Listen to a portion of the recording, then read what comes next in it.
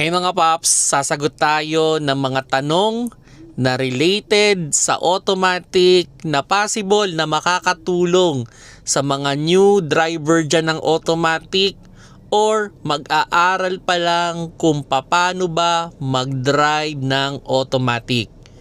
Hello mga paps, I'm Kuya Shane at yun sumagot tayo ng mga question na related sa automatic. At ang number one question natin is, Kuya Shane, question, pwede bang nakapark tapos hindi inangat ang handbrake? Okay, dito sa question na to, technically po pwede naman na ilagay nyo sa park kahit hindi nyo iangat yung handbrake. Pero hindi siya recommended. Especially kung nakapark kayo sa isang parking space na inclined. Kasi ang problema dyan, ang mag-hold ng weight ng inyong sasakyan para hindi siya umabante or umatras is yung tinatawag na parking pole at nasa transmission yon. Once na na-stress yon, pwedeng mag-disengage yon or pwedeng maputol. Kaya mas safe, okay, na mag-handbrake tayo pag ilalagay natin yan sa park. Kaya nga may recommendation na pag tayo ay magpa-park sa isang inclined na location, pwede nating idaan muna sa neutral, iangat natin yung handbrake bago natin ilagay sa park. Okay? Kasi ganito ang senaryo rin dyan. Sample lang. Sige, nasa pantay naman kayong kalsada. Ayaw nyo talagang mag-handbrake. Ang problema, paano kung naitulak yung sasakyan ninyo? So, pwedeng umabante yan. So, hindi talaga safe. Use the handbrake pag tayo ay naglagay sa park. Okay? Para wala na talagang maging problema at siguradong secure yung inyong sasakyan na hindi aabante or aatras. Pwede pero hindi recommended. Okay? Then, pangalawang question natin. Sa automatic po, paano ba yung engine brake sa palusong na kalsada? Ayan. So, ang recommendation ko dyan, i-check nyo kasi iba-ibang matic, iba-iba yung sistema eh. So, meron dyan yung iba, may makikita kayong L. Sa shifter ninyo, yung iba naman B. Yung iba naman S. O yung iba naman M. Okay, so, ang pinaka-idea, kung sakali mang ang nakikita nyo dyan ay yung L o yung B. Okay, so yan yung low gear ng inyong sasakyan. So bago kayo mag-approach, kasi pwede nyo siyang ilagay sa B or L habang tumatakbo, pwede rin naman na nakahinto. So kung sakali man tumatakbo, ang recommendation ko sa inyo, sana ang takbo ninyo is not more than 20 kph para maiwasan na natin yung tinatawag na engine brake. Okay, para hindi na rin biglang parang mag-shift shock kayo. Okay? Although, matalino yung mga automatic, hindi naman basta-basta mangyayari yon, pero yun pa rin yung pinaka-safe. So, kung sakali man at least mga below 20 kph bago nyo i-shift sa low gear. Now, kung yung sasakyan naman ninyo is yung may M, okay, o yung manual mode, so pwede nyo namang ilagay sa manual mode yan. Pero suggestion ko lang din dito, pag maglalagay tayo sa manual mode naman, sabi nga sa manual, dapat nasa control speed tayo. So sana not more than 60 kph. Okay? So kung sakali, i-match nyo muna yung speed, okay, dun sa pababa. Halimbawa, tumatakbo kayo ng mamimreno kayo, di ba? So papabagalin nyo na yung sasakyan bago umapproach.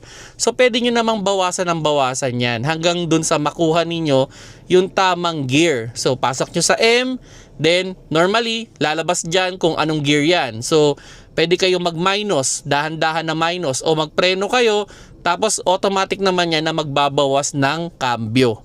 Okay? So yan naman yung tungkol dun sa kung meron bang engine brake ang automatic, mayroon. Okay? Meron pong engine brake ang automatic. Ang pinaka-idea doon, pwedeng nakahinto, pwedeng tumatakbo, basta i-match nyo muna yung speed ng inyong sasakyan dun sa gear na ipapasok ninyo para wala na kayo talagang magiging problema. Okay? Then yun, next question natin. Ask ko lang, sir, di ba hindi ka naman makakapag-shift kung hindi ka aapak sa preno? Okay, ang may lock lang talaga dyan is yung park. So kailangan mo talagang umapak sa preno para ma-release mo sa park. Pero kung sakali man, halimbawa from neutral to drive, neutral to reverse o reverse to neutral, kahit hindi kayo umapak ng preno. Kaya ang suggestion ko sa mga new driver dyan, to be safe, kung bababa kayo ng sasakyan, siguraduhin ninyo na ilalagay nyo sa park. Huwag nyong iiwanan sa sasakyan o dapat hindi kayo bababa ng sasakyan na nakalagay sa neutral. Kasi once na nadunggol o nahawakan yung inyong shifter na wala kayo sa loob ng sasakyan o sa driver's seat at biglang nailagay yan sa drive o nailagay yan sa reverse, pwedeng tumakbo ang inyong sasakyan kasi walang locking mechanism ang neutral. Okay? So, habang tumatakbo kayo, pwede kasi kayo mag-neutral kahit hindi nyo apakan. Pero suggestion ko na lang, wag nyo ring ilalagay from neutral to drive habang umaandar. Sana mabagal lang yung takbo ninyo kung ibabalik nyo man sa drive or mas okay na naka full stop kayo para wala na kayong maging problema. Okay? Then yun, next question natin, pang-apat na question na, yung L sa shift gear ng transmission para saan ba yon? Ayan, yung L daw. Yung L tsaka yung B, yan yung first gear ng inyong sasakyan. Yan yung malakas umahon at malakas mag-engine brake. So, ang idea dyan, pwede nyong gamitin yan sa paahon na kalsada para tuloy-tuloy yung ahon ninyo.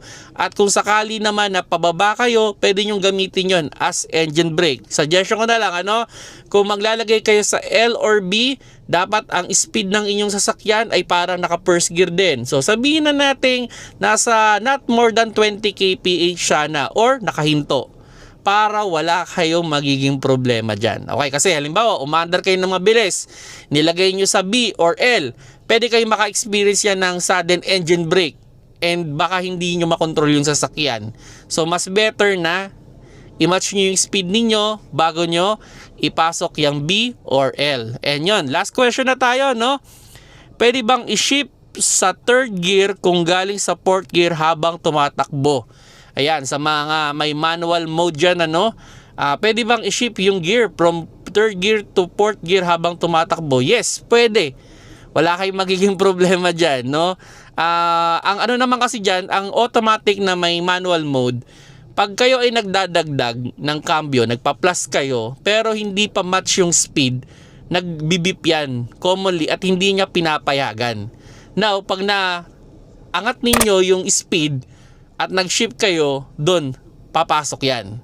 So matalino yung may mga manual mode. Now, kung gusto niyo naman bumagal habang tumatakbo kayo, yes, pwede kayo magbawas. Okay, yun nga lang, syempre, pag hindi match yung speed ninyo, pag halimbawa mabilis yung naka fourth gear kayo, nasa 50 kph kayo, sabihin natin ganun, 40 to 50, then nagbawas kayo bigla, hindi kayo namimreno, so pwede kayong pwede kayong sumubsub ng konti. So, ang advice ko, kung magbabawas man kayo, medyo preno ng konti or i-match ninyo yung speed. Or ang mga automatic na may manual mode naman, kusa siyang nagbabawas. Okay? Pag namimreno kayo, kusa siyang magbabawas. Pero, hindi siya kusang magdadagdag. So, yun yung pinaka-idea ng mga may manual mode. Actually, suggestion ko sa inyo, subukan ninyo. Okay? Para alam ninyo kung paano gamitin. I-experiment ninyo. Don't worry, hindi naman masisira yan. Okay? Magaling yung mga sasakyan na may mga manual mode.